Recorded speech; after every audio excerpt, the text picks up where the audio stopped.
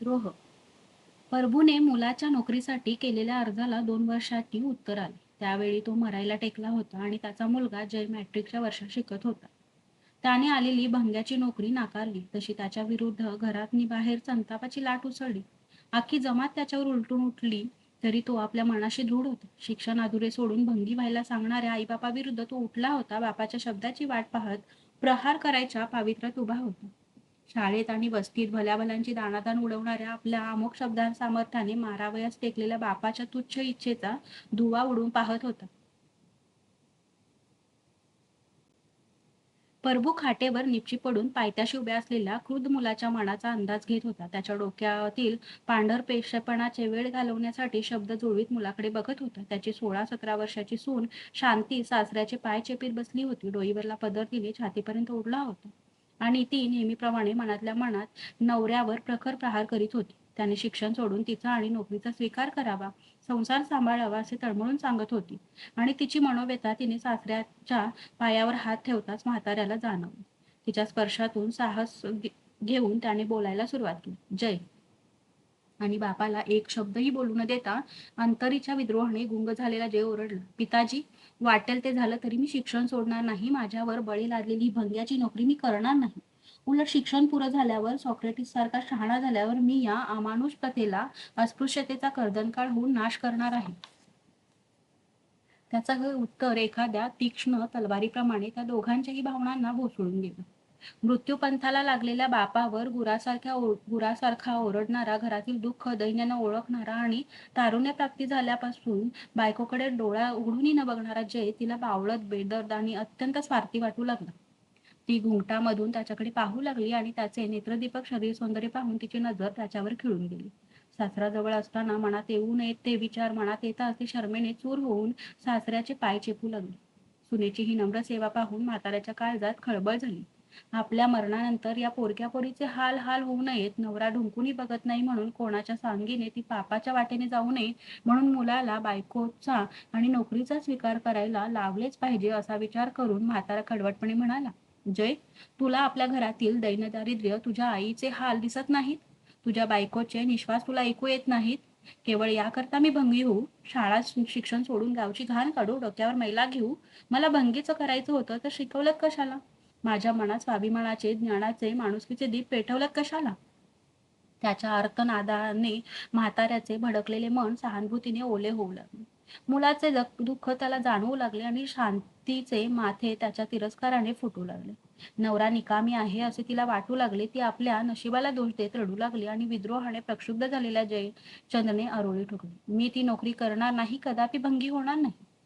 भंगी कामाबद्दलची त्याच्या अंतःकरणातली सारी चीड, जुगुप्सा त्याच्या या नकारातून वीज होऊन कडकडत बाहेर पडली. त्या आगीने शांती जळून खाक झाली आणि म्हाताऱ्याच्या भावनांना झळ लागली. तरी त्याने मुलाला कठोर वास्तवाची जाणीव सूर संयमित ठेवून करून दिली. पण तू आहेस एका भंग्याचा मुलगा, तुला ती नोकरी करायला हरकत नाही. ती मिळावी म्हणून लोक 100-150 रुपये भरतात. तुला ती फुकट मिळाली आहे आणि तुझ्या नोकरीची आम्हाला गरज आहे. तू नोकरीला असतास तर माझा मृत्यू एवढा जवळ आला नसता. तुझ्या आईचा असा सापळा झाला नसता. या पोरीला वैऱ्याचा दिवस लोटावा लागला नसता. पण भंग्याच्या मुलाने भंग्याची नोकरी केली पाहिजे असं कोणी सांगितलं आहे? आपल्या दुःख दैन्याने, धर्माने आणि देशाने. कोणता धर्म? ज्याने माणसाला तोडून टाकलं, पशु लेखलं त्या धर्माने? माणसापेक्षा दगडाला महत्व देतो त्या देशाने? त्यांचं ऐकायला मी तयार नाही. दैन्य आणि दुःख या दोघांनीच दिलं असल्यामुळे त्यांना धक्के देऊन दूर करायला सांगितलं पाहिजे.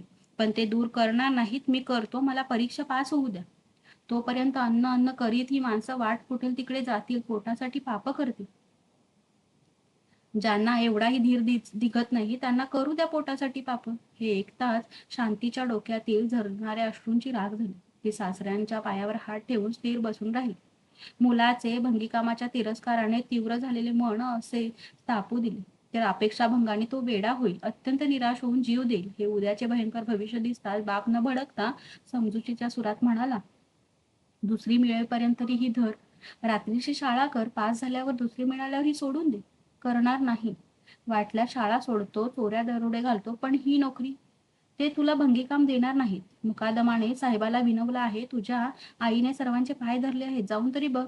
ते ऐकणार नाहीत. तो मोठा साहेब ख्रिश्चन असला आणि तो दुसरा मुसलमान असला तरी ते मला भंगीच मानतील. शिकलेला मानणार नाहीत. पिताजी, शाळेतही मला विद्यार्थी न मानता भंगी मानतात सारे. असा पावलोपावली छळ करून जगवणारा देश दुनियेत कुठेच नाही. सहन तरी करू किती, गिळू तरी किती. हा देश आहे की बंदिशाला, कैदखाना. आणि काहीही गुन्हा न करता हे गुन्हेगाराचा अपमानकारक यातनामय जीवन का जगतो, का जगतो, या नरकाण्यात का भोगतो, का का का? मुलाचे हे कानाचे पडदे फाडणारे कराळ क्रंदन ऐकून म्हातारा रडू लागला, थरथरू लागला. त्याच्याकडे दिवाण्या नजरेने पाहू लागला आणि बापाचे अश्रू आणि त्याच्या अंगाला चाललेला कंप पाहून जयचंद खाली बसला. त्याची छाती चोळू लागला, डोळे पुसू लागला आणि त्याच्या स्वच्छ सुकुमार बोटातील प्रेम पाहून म्हाताऱ्याने त्याचे डोके ओढून आपल्या छातीवर ठेवले. ते तो गोंजारू लागला आणि गेल्या 2-4 वर्षापासून घरात असूनही मानसिकदृष्ट्या एकाकी झालेला जय पितृप्रेमाने प्रेमाचे सुख घेत तसे डोके ठेवून बसला. उन्हात जळणारे शेत जसे कोसळणारा पाऊस पिऊन सुगंधू लागेल, फुलू लागेल तसा तोही स्नेहस्निग्ध होऊन सुगंधू लागला. अपार जिव्हाळ्याने रंगवलेले जीवस्वप्ने बापाला सांगू लागला. पिताजी, ती परीक्षा पास झाल्यावर मी क्लर्कची नोकरी करीन, कॉलेज करीन, विद्येचा डॉक्टर होईन. तुम्हा सर्वांना सुखात श्रीमंती ठेवीन आणि जेव्हा तुम्हा दोघांपैकी एकाला स्वर्गाची आज्ञा येईल त्यावेळी वर्तमानपत्रावाले तुमच्यावर लेख लिहितील. डॉक्टर जयचंद्र राठोड यांचे वडील मातोश्री असे लिहितील पिताजी. मुलगा चितारीत असलेले नितांत सुंदर सुखस्वप्न सहन करण्याची, ऐकण्याची त्यांच्या दारिद्र्याने डागलेल्या अंतकरणात शक्ती नव्हती. तो अश्रूंनी भरलेले डोळे मिटून मुलाचे डोके कुरवाळीत होता. गेल्या काही वर्षापासून दुराग्रहाच्या दगडाखाली दाबलेला प्रेमप्रवाह उचंबळून लागला होता. आपल्या मुलाला येत खाऊ बडबड्या नाही, तर त्याचे आम्हा सर्वांवर प्रेम आहे, त्याचे अंतःकरण तेजाने सद्गुणाने भरलेले आहे. अशा रत्नाची शिक्षण पुरे करण्याची मागणी आपण पुरी करू शकलो नाही. उलट त्याच्यावर तो भंग्याची नोकरी करत नाही म्हणून तुटून पडलो आहोत याचे त्याला अनिवार्य दुःख होऊन तो पुटपुटू लागला. तू माझ्या पोटी या देशी जन्माला यायला नको होते. तुझ्या आत्म्याचे फार हाल झाले. तुझे मी लहानपणी लग्न केले, बांधून टाकले, पण तू या गरीब पोरीचे सोन्यासारख्या शांतीचे नुकसान करू नको. शिक्षण पुरे व्हावे म्हणून आज तिला दूर ठेवीत असलास तरी उद्या तिला ठेवू नको. आणि तुझ्या आईशी असा वागू नकोस. तू तिला किती रस्त्यावर आई म्हणून हाक मारित नाहीस, कधी तिच्याबरोबर कधी कुठे जात नाहीस. तुझ्यासारख्या सदृढ शहाणा मुलगा आपल्या कामगार जोडीदारांना दाखवण्याची किती तिची इच्छा असते, पण तू रक्तपिती माणसासारखा तिला टाळतोस. ती बिचारी रडत कुडत असते, मनातले दुःख मणी दाबीत असते. कधी ते अनावर झाले म्हणजे मला किंवा या पोरीला तुला सुधरवायला सांगते. जय, तिला आई पण भोगू दे. तुझ्याशी आईपणाने वागू दे रे. हे बापाचे शब्द ऐकून त्याचे डोळे भरून आले. दाटलेल्या कंठाने तो बायकोच्या खांद्याला धरून म्हणाला, खरं ग शांते. शांतीने लज्जेने खाली मान घातली. तिच्या तारुण्य प्राप्ती झाल्यापासून आजच तो तिच्याशी बोलला होता, तिच्या अंगाला शिवला होता, त्यामुळे ती सुखावली होती. त्याच्याबद्दल तिच्या मनात निर्माण झालेली केवढी तरी चिड कमी झाली होती. त्याच्या मनात मात्र फार उलटापालती चालली होती. नितांत निराशलेल्या आवाजाने तो बोलू लागला, कसली ही संस्कृती जिथे मुलगा जन्मदात्याला आई ती भंगी काम करते म्हणून तुच्छ लेखतो, तिचा द्वेष करतो, तिच्या हाताचं अन्न खायला खिसतो. या संस्कृतीची अस्पृश्य निर्माण केली नसती तर मी स्वतः सुद्धा मातेला प्रचंड पीडा देणारा दैत्य झालो नसतो मा. त्यांनी ची कान उखाडी करण्यासाठी परत आलेली आई बघताच त्याने तिच्या पायावर लोळण घेतली. तो तिच्या पायावर तोंड घाशीत रडत म्हणत होता, मा, मला क्षमा कर, क्षमा कर. साबणाने धुतलेल्या आपले हातचे अन्न न खाणारा हा मुलगा आज आपल्या धुळीने भरलेल्या पायाचे चुंबन घेत आहे. हे आहे तरी काय? हा वेडा तरी झाला नाही? हा संशय मनात येसा तिच्या काळजाने ठाव सोडला. ती लटालटा कापू लागली. बोलण्यासाठी टाळ्याला अडकलेली जीभ सोडून पाहू लागली. पडतील त्या. शांती घाबरून म्हणाली आणि पटकन ती शरमेच्या भराने खाली मान घालून बसली. चल आई. त्याने तिला उचलून बाहेर आणले. बेटा, तू नको जाऊ, शांतीला पाठवू. बहू बद्दल विचारून पाहू. म्हातारा सद्गदित होऊन म्हणाला. मग मला जेवण कोण करील, कोण आपल्या हाताने भरवील? आणि त्याने आईच्या कमरेला हात घालून तिला चालवायला सुरुवात केली. मुलगा आपल्यावर प्रेम करतो, आपला तिरस्कार करत नाही म्हणून आनंदलेली भानी कोण जेवण करील, आपल्याला हाताने भरवील या वाक्याने खिन्न झाली होती. ती मागे पाय ओढीत होती, तो तिला पुढे लोटीत नेत होता आणि मुलगा केवळ आपण त्याच्या कोवळ्या स्वप्नमग्न अंतःकरणावर डागण्या दिल्यामुळे शहिदाच्या शौर्याने हे धाडस करायला उठला आहे, या जाणीवेने म्हातारा पश्चातापाने जळू लागला. भाणी तर पार कोसळून पडली होती. मुलाच्या आवेशपूर्ण गतीसंगे ती लोढण्यासाठी लडबडत चालली होती, असे ते ऑफिसच्या अंगणात येऊन उभे राहिले. कामाची वाटणी कामगारांना सांगत असलेले ख्रिस्तियन साहेबांनी भाणीबरोबर आलेल्या जयकडे बघितले आणि रोमन शैलीतील सुंदर सबल तरुणासारखे त्याचे रुबाबदार रूप पाहून त्याने मुकादमाला हाक मारली. मुकादम, जी साहेब. साहेबाच्या भानगडीत बाटूची कामगिरी करीत असलेल्या मुकादमाने नमस्कार केला. इस्को गाडी दे. गाडी? हा, गाडी. त्याचा अर्ज मेहतरासाठी आहे. गाडी? भानी हादरून उद्गारली. गाडीच. नव्या मेहतराची कामाची सुरुवात मी गाडीपासून सुरू करतो. साहेबांनी सिगारेट ओठात धरीत उत्तर दिले. तो मॅट्रिक शिकतो. भाणीने कसेबसे शब्द उच्चारले. शिकू दे. आहे मेहतर आणि आला मेहतरीसाठीच. जाव. साहेबांनी भाणीशी बोलणं बंद करून टाकलं. भंग्याची शिकलेली मुले गरिबीपायी जरी कामाला आली तरी गाडीचे भयंकर किळसवाने काम पाहून पळून जातात आणि तशा जागा साहेबाला चालवायला मिळतात. अशा 2 जागा साहेब चालवीत होता. 100 रुपये घेऊन तो 4 महिन्यांसाठी एखाद्याला देत होता आणि 4 महिन्यानंतर पुन्हा 100 रुपये घेऊन दुसरा माणूस भरीत होता. आता ही 3री जागा आली होती. साहेबांनी ती मिळकत करून टाकली होती. मुकदमा संगती जय मुकाट्याने चालत होता. त्याच्या मागे उरात किंकाळ वेदना घेऊन भानी चालत होती. आत्मक्लेशाने तिला ज्वर चढला होता. चेहरा पांढरा पडला होता. घशाला कोरड पडली होती. अंगातून घाम येत होता. पाय उचलत नव्हता आणि आपण मुलाला महान अपराध केला हा विचार चाबूक देऊन तिच्या वात्सल्याने भरलेल्या हृदयाला फाटके मारून त्याच्या चिंध्या करीत होता. मुकादम आणि जय घाटकोपरच्या एका विभागात आले. तो भाग मोठा तंग आहे. तिथे म्हशीचे मोठे मोठे आणि छोटे छोटे कारखाने आहेत. तिथे लहान मोठ्या चाळींची आणि झोपड्यांची गर्दी आहे आणि या अफाट लोकसंख्येची सोय 32 केली आहे. त्या संडासजवळ थांबून मुकादम म्हणाला, हे तुझं काम आहे. इथे गाडी येईल त्यावेळी आता जाऊन आलेले डबे गाडीमध्ये ओतायला सफा करून ठेवायचे. पायऱ्या आणि ही आजूबाजूची घाण धुवून काढायची. काम धड केले नाही तर नोकरी साहेबांच्या खिशात जाईल. आज त्रास होईल, उद्या सुख होईल. जातो. आणि मुकादम रुबाबात निघून गेला. जय तिथे उभा होता. लहान मुलांनी आजूबाजूला घाण करून ठेवली होती. ती घाण बघताच त्याच्या अंगावर काटा फुटला आणि अंतःकरणातला विद्रोह उठला. तो ताट उभा राहून सर्वभर बघत होता. ताट उभ्या राहिलेल्या मुलांच्या रुबाबदार डोलारावर अश्रूने भरलेले डोळे खेळून शरमेने, संतापाने आणि आत्मनिद्रेने विकल झालेली भानी मुलाजवळ येऊन उभी राहिली आणि अपराधी सुरात म्हणाली, बाळ, हे काम तू करू नको. घरी जा. जा. का? हे काम तुझ्यासाठी नाही, ते आमच्यासारख्या अडाणी मुडद्यांसाठी आहे. नाक, डोकं, मान तोडून पडलेल्यांसाठी आहे. जे तुझ्यासाठी ते नको. लेकरा, असं बोलू नको. तुझ्या आईला असं खेटरानं मारू नको. जा जा. नको आम्हाला अशी नोकरी. तुझ्या मुडद्यावर उभं राहून नको आम्हाला सुख, आराम. जा. तुझ्या पाया पडते. तो तिच्याकडे बघत होता. उचलून येणारा टाहो आतल्या आत दाबून टाकण्याच्या प्रयत्नाने तिने गाल आत थरथरत होते. डोळ्यातून अश्रू गळगळत होते आणि ते पाहून त्यालाही रडू येत होते. पण सर्व शरीर पेटलेल्या विद्रोहाच्या वनव्याने अश्रू जळून जात होते. डोळ्याच्या दारातून बाहेर पडत नव्हते. त्याचे विद्रोही मन धर्माशी, देशाशी जोरजोराने भांडत होते. तो देशांशी, धर्माशी वादविवाद करण्यात तल्लीन झाला होता. आगडबोंबातील लाल ज्वालेत पिवळी ज्वाला पिळून जशी धगधगत असते तसा तो विचारात विरून धगधगत होता. आणि अशा वेळी मैला वाहून नेणारी गाडी येऊन थांबली आणि गाडीवानाने हाक दिली. भानी, तू इकडे कशी? तिने मागे वळून पाहिले. ती आत शिरू नये म्हणून जय भराभर पाठीला पाठ लावून असलेल्या 16 मैलात बोळाकडे गेला. जरा जरा पायऱ्या उतरून खाली जाऊ लागला. जय अत्यंतिक दुःखाची वेदना तेव्हा अंतःकरणाच्या ठिकऱ्या उडवून देत तेव्हा जो रक्त गोठवून टाकणारे चित्कार उमटतो तशी तिची हाक होती. मुलाचा मृत्यू पाहणाऱ्या मातेच्या अंतःकरणाची समग्र वेदना त्यात होती. तसा 32 घाणीचा उग्र दुर्गंधाने त्याचा गळा घाटेला. त्याचा जीव गुदमरू लागला. डोळे गपकन झाकले गेले. डोळ्यापुढे अंधार झाला. नंतर डोळे उजड झाल्याचे, दुःख लागल्याचे त्याला समजू लागले.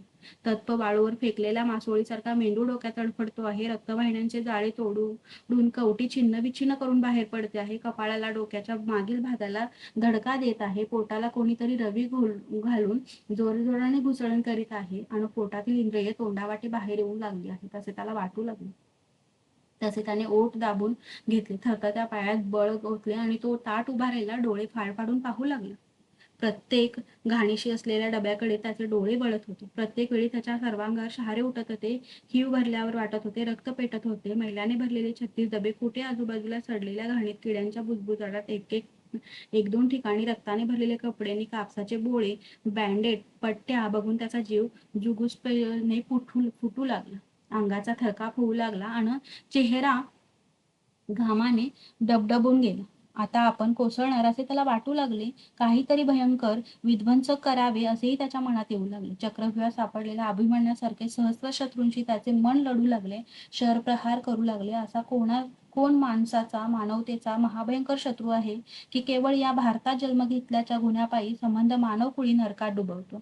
आणि हा देशही एवढा दृष्ट, दांभिक कसा की काय रुपयांसाठी, पोटासाठी माणसासारख्या माणसाला हे अत्यंत घृणास्पद काम करायला सांगतो? आणि माणूसही एवढा गुडघ्यासारखा कसा की दैन्याने फाटलेल्या संसाराला टाके घालण्यासाठी हे काम करतो?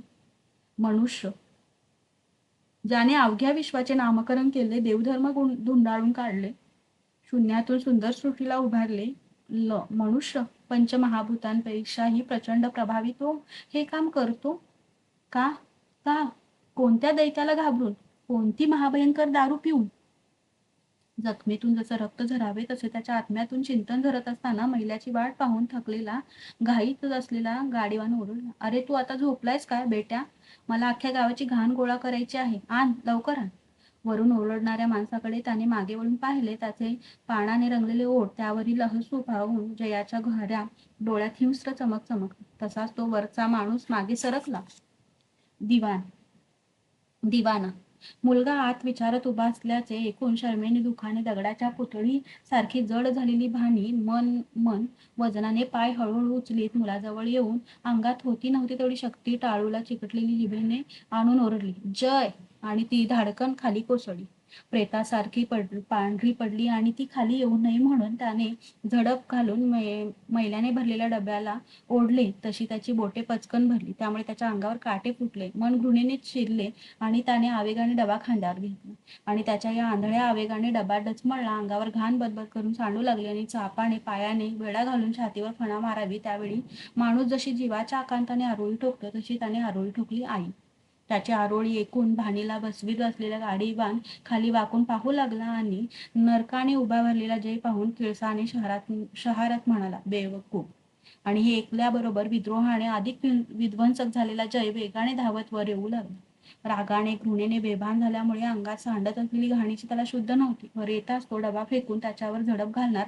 त्याच वेळी घामाने न्हाऊन निघालेली प्रेताप्रमाणे पांढरी पडलेली आई पाहून तो म्हणाला, पकड, जा टाक, तिलाही करू नकोस. गाडीवानाने म्हातारीला स्नेहाने सावरीत तुच्छतेने म्हटले आणि त्याच्या या तुच्छतेने जयच्या रंधात खदकडणारा विद्रोह, घृणा, चीड भडकून उठली. त्याने वर आणलेला डबा हात जाती तिकडे भिडकावून दिला आणि गाडीवानला दोन्ही हाताने अंगावर ओढून घेतले.